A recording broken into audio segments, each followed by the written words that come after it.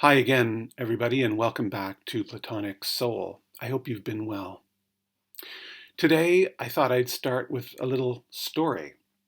The time is 260 AD, right in the middle of what's known among historians as the crisis of the 3rd century, a 50-year-long period rocked by invasions, economic depression, and political instability, bordering at times on anarchy.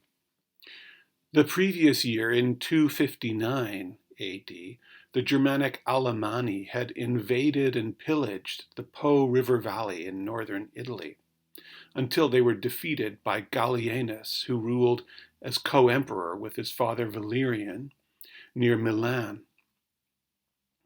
This year, in 260, it's Valerian's turn to take on an external threat. But this will end in disaster. At Edessa in present-day Turkey, his army is more or less annihilated by the Persians. According to some accounts, the entire army is forced to surrender, and in a massive blow to Roman prestige, Valerian himself is captured by the Persians and spends the rest of his life in captivity.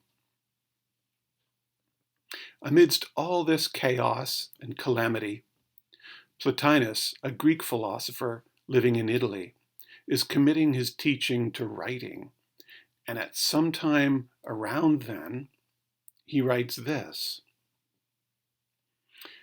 "Often, after waking up to myself from the body, that is, externalizing myself in relation to all other things, while entering into myself, I behold a beauty of wondrous quality, and believe then that I am most to be identified with my better part, that I enjoy the best quality of life, and have become united with the divine and situated within it, actualizing myself at that level, and situating myself above all else in the intelligible world.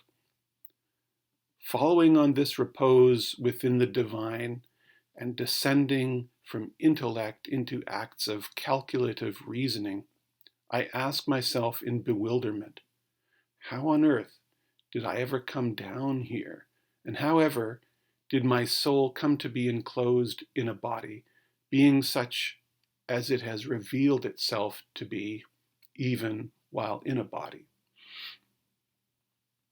This passage opens a section or tractate of Plotinus's great work, the Enneads, called On the Descent of Souls into Bodies. And it takes us back to something we spent a lot of time talking about earlier on in this series. Plotinus, as I've mentioned before, is generally considered the founder of what modern-day scholars call Neoplatonism, this particular way of interpreting Plato that arose in late antiquity. What he's given us here, of course, is a first-person description of what we would today call a unitive state, or what both we and Plotinus actually would call an ecstatic state. The Greek word that Plotinus uses in another passage is ekstasis, which literally means standing outside. We talked about how this universal human experience manifested itself in Ava the Inuit shaman and the protagonist of Marcel Proust's great novel. The thoughtful categorization and analysis of these states by the mid-20th century journalist Margarita Lasky, and the fascination for them shown by modern scientists of the mind and brain, William James, Sigmund Freud, Walter Maslow with his peak experiences and beta cognition, and contemporary neurologists working with hallucinogens. We've talked about all that in this connection.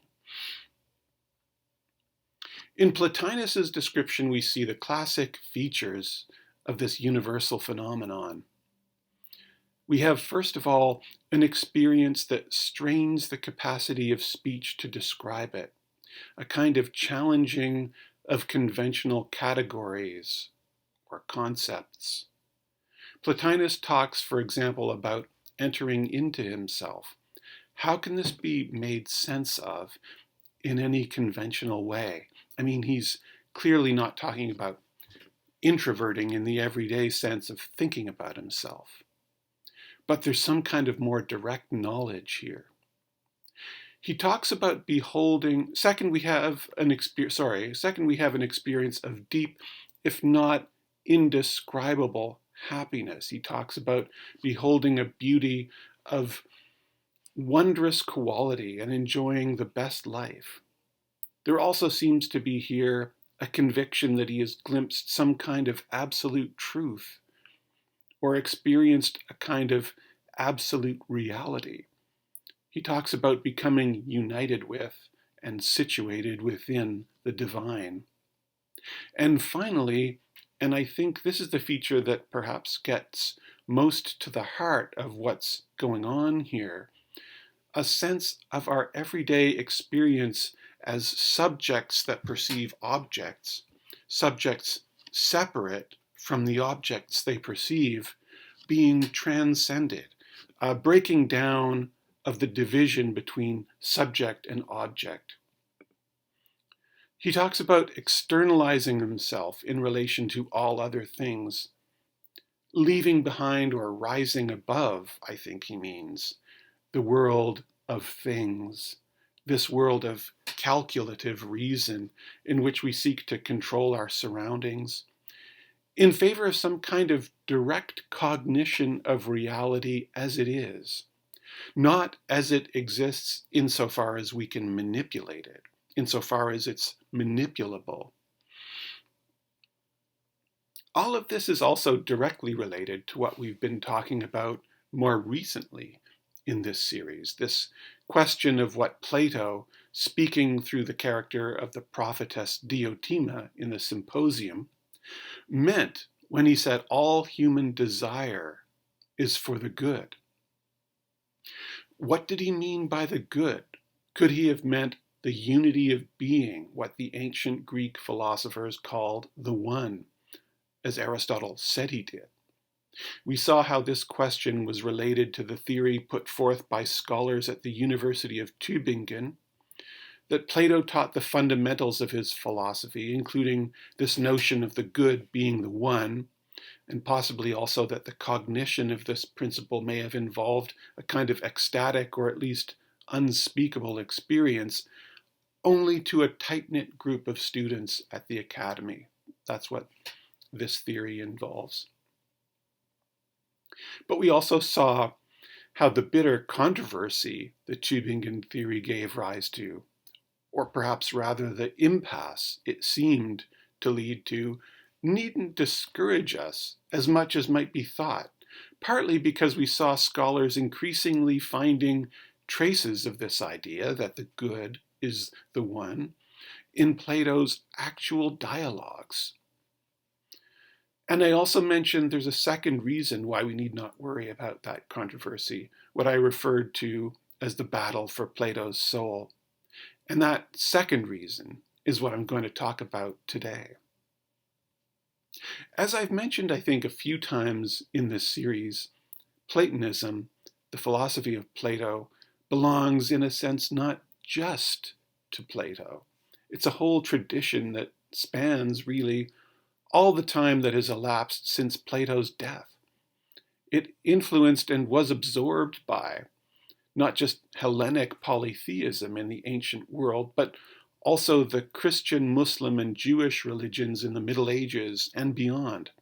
And more recently, it's also been received by non-Western cultures, perhaps most of all in East and South Asia.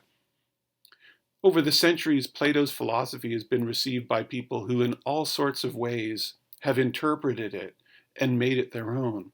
And I think by far the most significant step in this process was this phenomenon of late antiquity, of the late Roman Empire, that has come to be called Neoplatonism. And probably the most important feature, actually, of Neoplatonism is that it explicitly, identified the good and the one, starting with Plotinus, writing amidst all that chaos of the 3rd century. Plotinus spends most of the second last tractate of his monumental Enneads talking about the good. What he says there basically comes down to something like this: for the good to be the good, for it to be the absolute good, it can't be a goodness that is relative or conditional, or if you like, accidental in some way. I mean, obviously we're not talking about something that is good only for me or only for you. But what that means is that to get to the idea of this pure absolute good, you have to strip away everything that would qualify it in some way, everything that would limit it in some way. When you do that, you end up with unconditioned, boundless being in its unity, something that starts to look an awful lot like the one. For example, you might remember that public lecture on the good that Plato supposedly gave, according to Aristotle's student Aristoxenus. A lot of people, Aristoxenus says, came to the lecture expecting that by the good, Plato would mean health or wealth or something similar, some kind of conception of human happiness. But that would really be limiting the good, wouldn't it, to see it only as the good for human beings? So we have to strip away this particularly human aspect of the good conceived in this way to widen out our understanding of it. And eventually we widen or universalize it to the point where we're talking about the good of the cosmos as a whole, or even better, reality as a whole.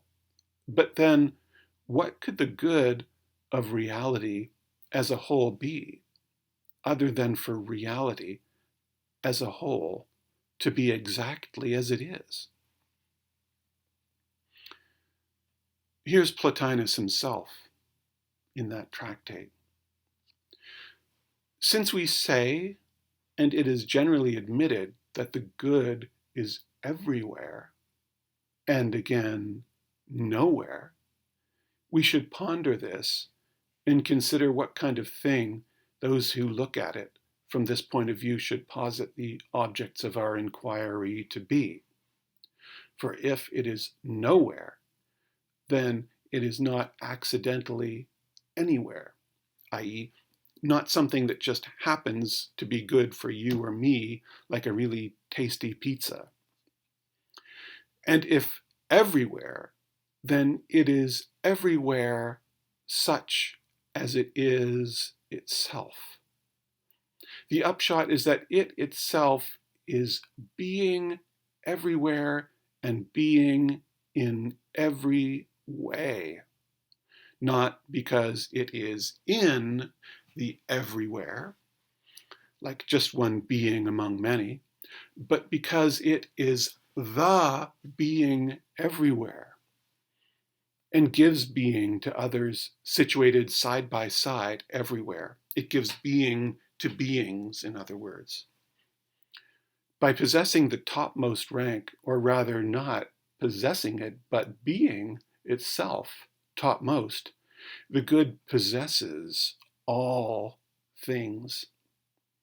The good is the unity of all things, in other words. It comprehends all things. More cryptically, just a little bit later, he writes, and I think he owes something to Book 12 of Aristotle's Metaphysics here. It is born in a way inside itself, as though loving itself in the pure radiance, being itself that which it loved. And that phrase, the pure radiance, is lifted from a Platonic dialogue, actually the Phaedrus. Anyway, after this, the tractate that follows this one The very last one in Plotinus's great work is called simply peritagathu e tu henos, on the good or the one. So here we have it. They are simply the same thing. And Plotinus begins this tractate by repeating the point made in Plato's Parmenides, explaining how unity is the principle of reality. He writes, "All beings are beings due to unity. For what could be if it were not a unity? For if you take away the unity which they are said to be, then they are not those things. For an army does not exist unless it is a unity, nor a choir or a herd if it is not a unity." And then he gives other examples, a house and so on. And he goes on later in the tractate to talk about the one being the ultimate object of our desire, just as Plato through Diotima had spoken of the good in the Symposium. Oneness, he says, is the end of our journey, and seeing the unity of being and being transformed by that vision is, quote, "the way of life of gods and of divine, happy human beings." And so we come back to the ecstatic or unitive experience that we started this episode with, an experience that for Neoplatonists caps or crowns the erotic quest. If the ultimate object of eros is the good, and the good is nothing other than the one, the unity of being, this absolute oneness, then what we're all after must be a knowledge or experience, some kind of cognition of the most radical oneness, like that which Plotinus wrote about. So this is the second reason why I'm not sure the controversy over the Tübingen position matters all that much to us. In the long tradition of Platonism, it was more or less axiomatic after Plotinus, not only that the good, and even before Plotinus actually, not only that the good was the one, but also that this had been the teaching of Plato himself. The 5th century Neoplatonist Proclus, for example, considered Plotinus to be an extremely faithful interpreter of Plato, and in more recent times, the Renaissance Platonist Marsilio Ficino, whom I've mentioned before in this series, said the same daimon spoke through Plato and Plotinus. It was really only with the development of modern scholarship that some people began to question whether Plato saw the good as one. And as we saw in our last episode, this questioning has itself come to be increasingly questioned. Perhaps most prominently, University of Toronto professor Lloyd Gerson, whom I mentioned last time, has repeatedly argued in recent years that so-called Neoplatonic doctrine was true to Plato's own teaching in this and other important respects. So I don't think we need be troubled too much by this, I think, probably passing phase of modern scholarship, this tendency to doubt whether for Plato the one and the good were identical. Does all this, by the way, raise a question to you? Because it does to me, actually. My question is this. If it seems more or less safe to assume that Plato understood the good to be the one, then the controversy stirred up by the Tübingen school seems, at least in some key ways, kind of moot. But if that's the case, why on earth would this theory have aroused such animosity? We spent an episode basically talking about how nasty it got at times. I think the answer says a lot about our time, and that's what I'll be talking about in my next episode. Until then, be well, and thanks for watching.